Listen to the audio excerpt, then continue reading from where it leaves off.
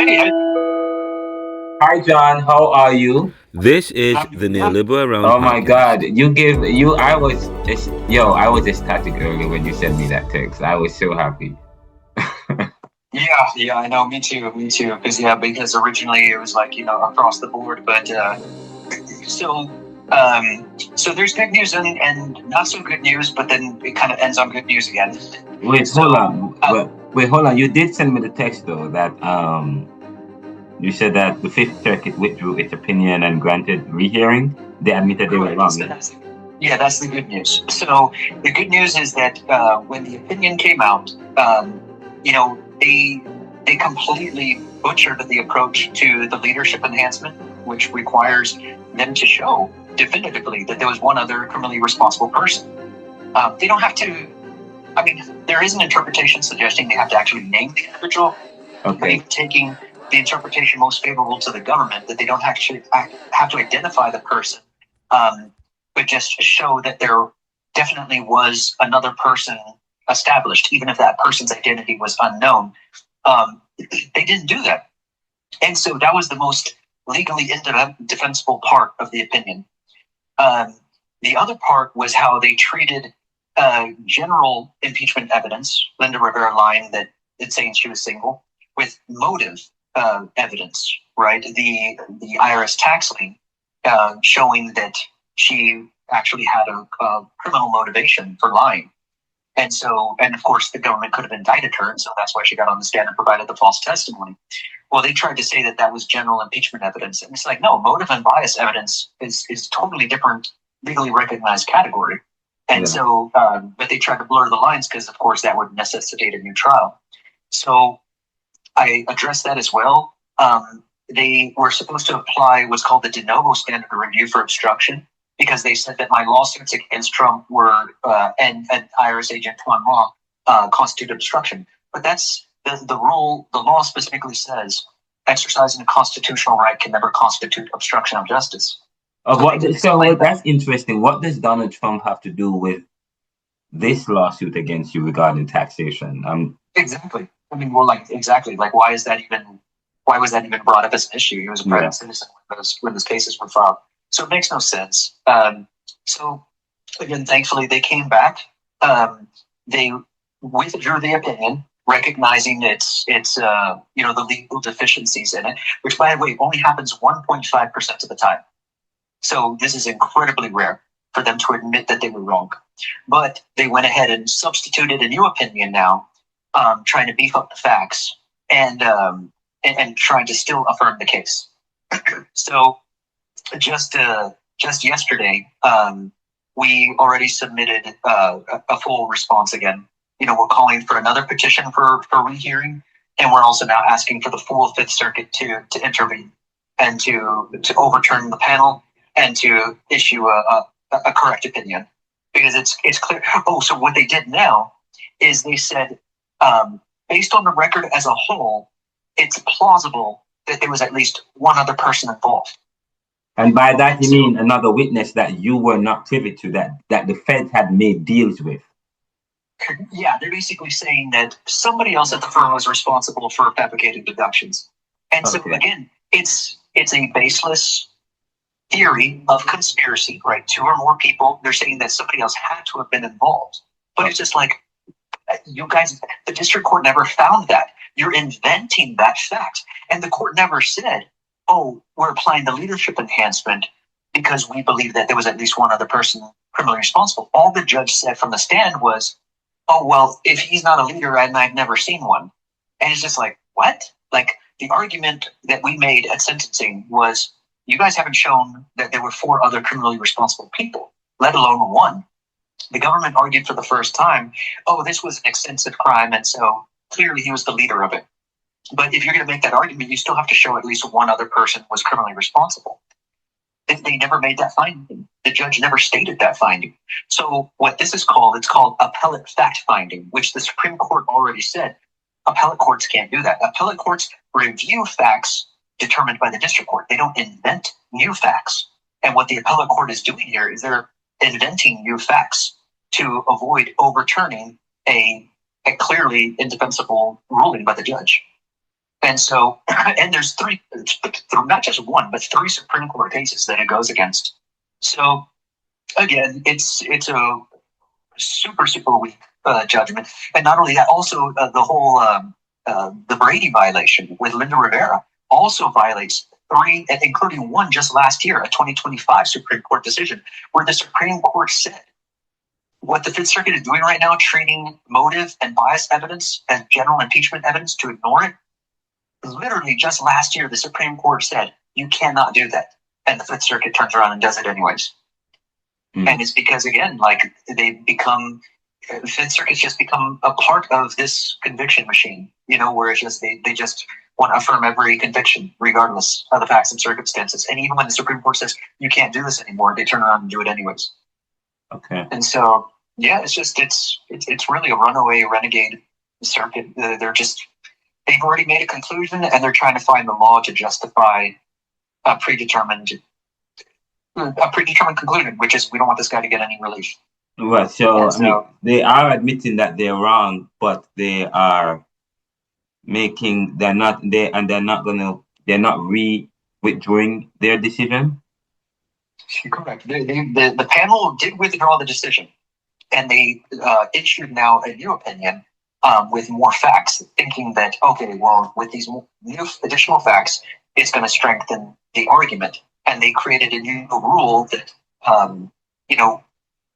again, differentiating between general impeachment evidence with Linda Rivera and motive and bias, they treat it all the same, even though the Supreme Court said you can't do that. And then on the leadership, they're basically saying, well, as long as it's plausible that there was one other person involved. How are they able though to admit that they were wrong and issue a new exactly. And without asking for this, look like it's a grounds for a retrial. I'm not understanding. No, I know. I agree 100%.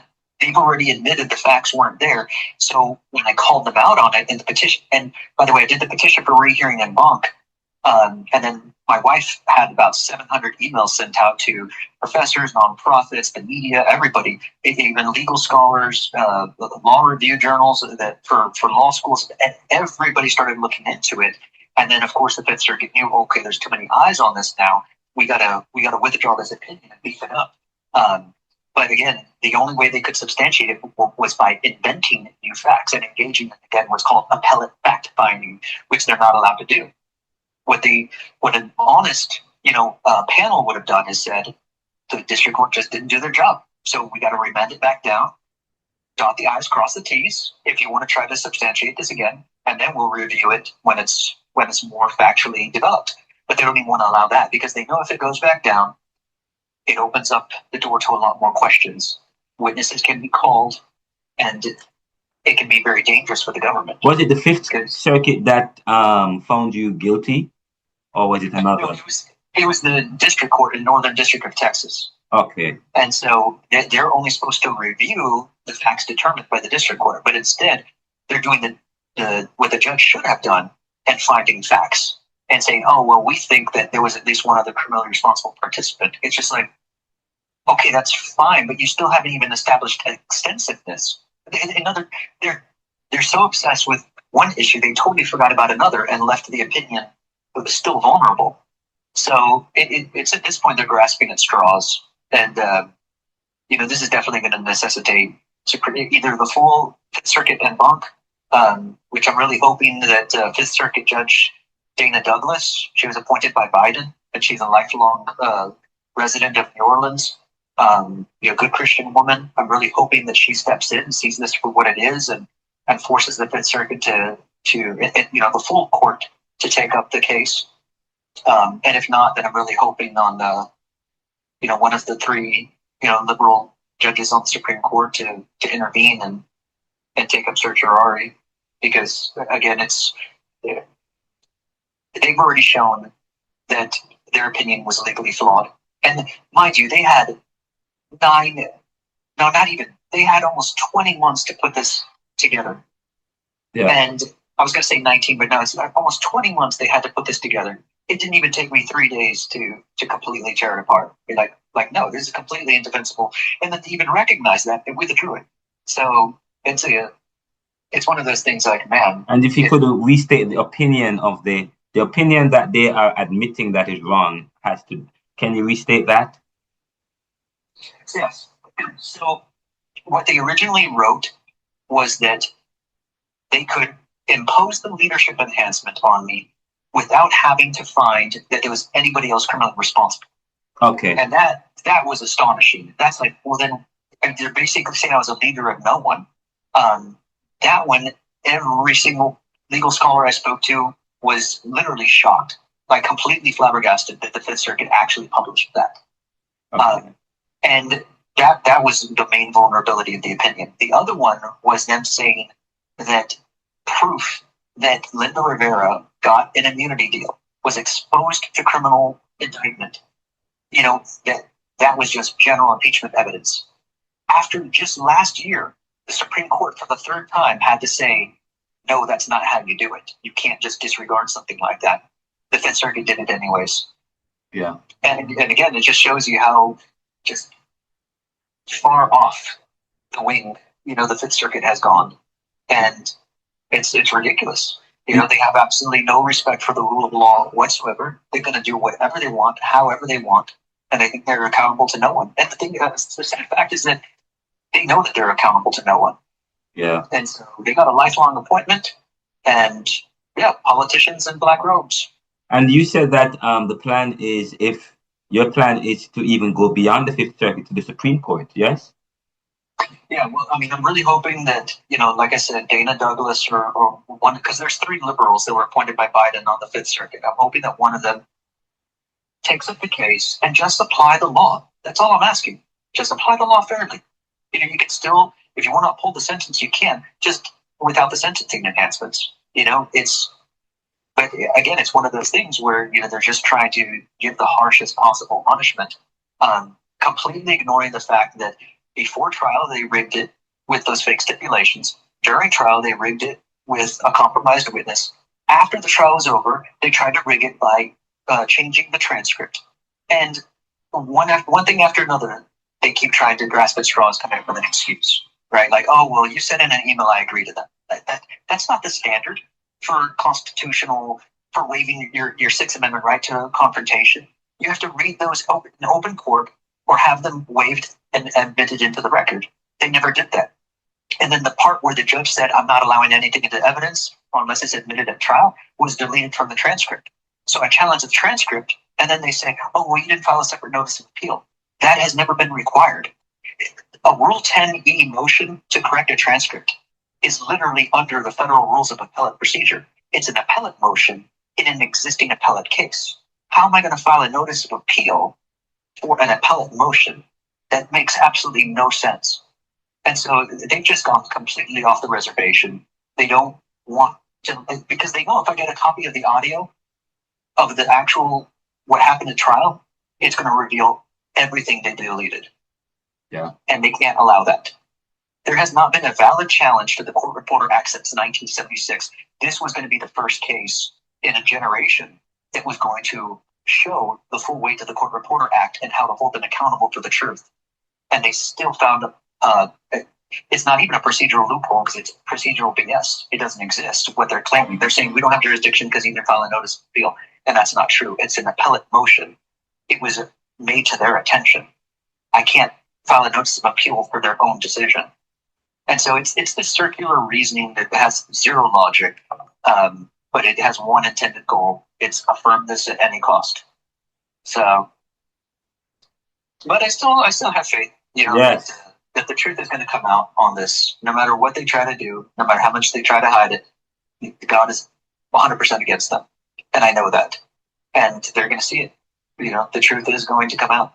Yeah. So, yeah, one way or another. One way or the other, and I was wondering if they were kind of, probably withdrew the decision to delay the next step, because I think when you were also suing Donald Trump for violating Section 3 of the 14th Amendment, there were some delays. They were delaying it because you wanted to take it as far as to the Supreme Court, but the lower courts had made some delays. I'm hoping that this is not what's happening here with them, reversing their decisions and so on, so that they're delaying it so that you don't take it to the next level? I don't know, but I know right now that they knew that the way that they drafted the opinion definitely increased the odds of Supreme Court intervention. They knew that. And I think that's the only reason they withdrew it, is because they were like, oh no, the Supreme Court definitely get involved in this, and they had to beef it up. And I think they thought they beefed it up, but they didn't realize that they plugged up one hole, and it's like a breaking dam. You know what I mean? Like, you plug one hole and then 5 more leaks come out. So, there's even more vulnerabilities. We already submitted over 120 pages. We resubmitted the petition for panel rehearing, petition for rehearing en banc, and petition or motion to publish the decision, because I'm basically calling on the Fifth Circuit of saying, hey, you know what? You can't try to railroad me and then leave this as an unpublished, non-official decision when you have deviated so much from what the established law is, not only in the Fifth Circuit, but in every circuit and even by the Supreme Court. So if you're going to stand by this opinion, you need to publish it. And then that way it officially goes to the Federal Register and other attorneys can examine it. But see, they know they can't allow that to happen, because everything in this decision goes against what they've said in the past on every single issue.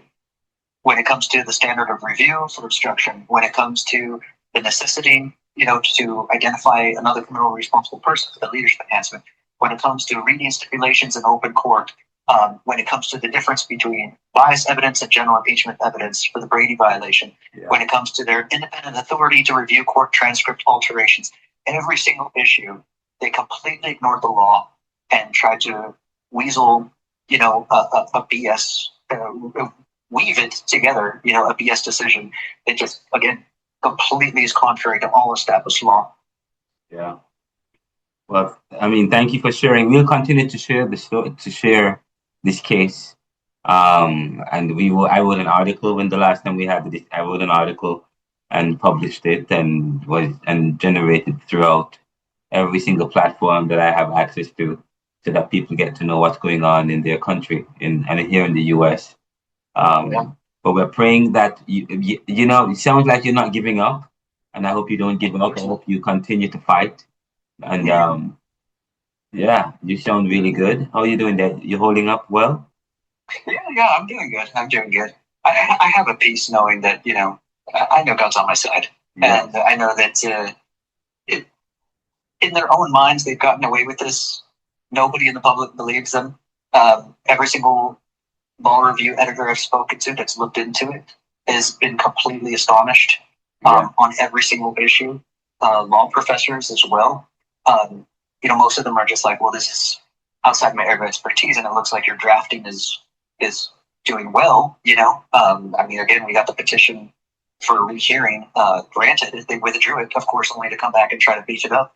But that's a strong signal showing that they had 20 months to put together an opinion, and it only took me 3 days to look at it and completely deconstruct it and show how it was contrary to all established law.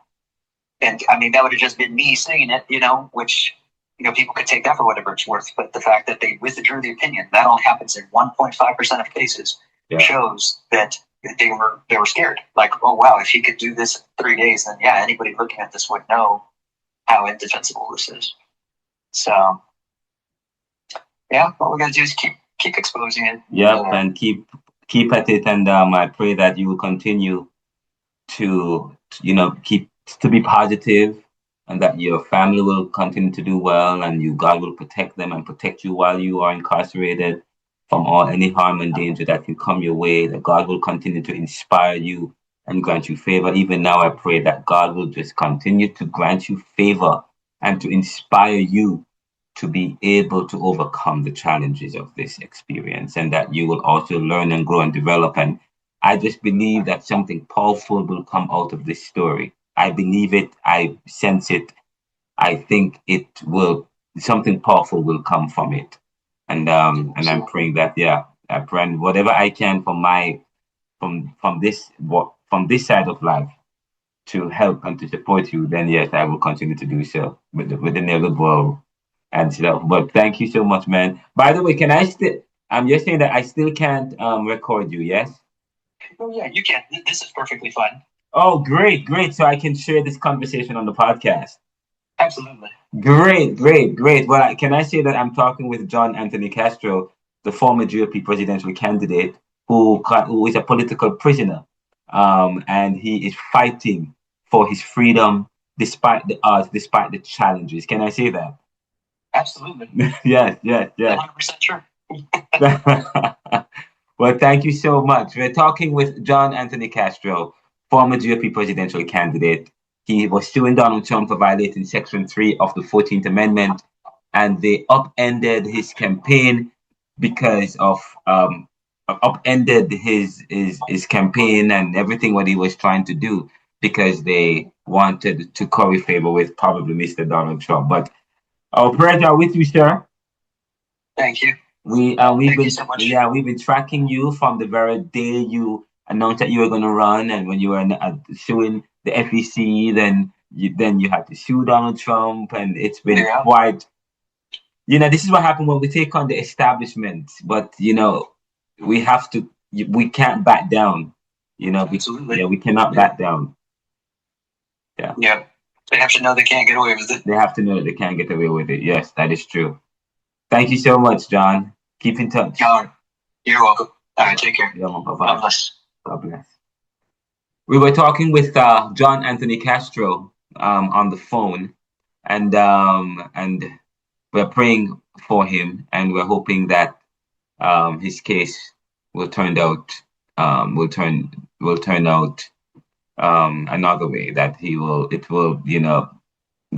get the victory, and but it's quite telling that this country is not built on the powerful. This country got an independence in 1776 from Britain. They took it.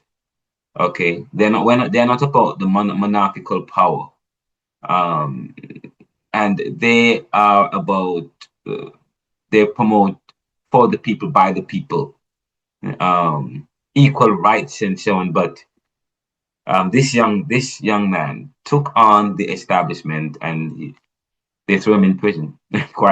But we're showing his story on the podcast and on the YouTube channel, and we're also writing an article. It's available in the Neoliberal Journals. Thank you for watching and for listening. I'm Ronaldo McKenzie, your host and creator. Please email us at info@theneoliberal.com, and you can visit us at theneoliberal.com or ronaldocmckenzie.com. Follow us on Twitter, Ronaldo McKenzie or the Neoliberal Co. Facebook, the Neoliberal or Ronaldo McKenzie. Instagram, Ronaldo McKenzie. We're also available on Reddit and LinkedIn and the like, TikTok, whatever the case is. Subscribe to our YouTube channel, and please get a copy of my book, Neoliberalism, Globalization, Income Inequality, Poverty and Resistance. Welcome.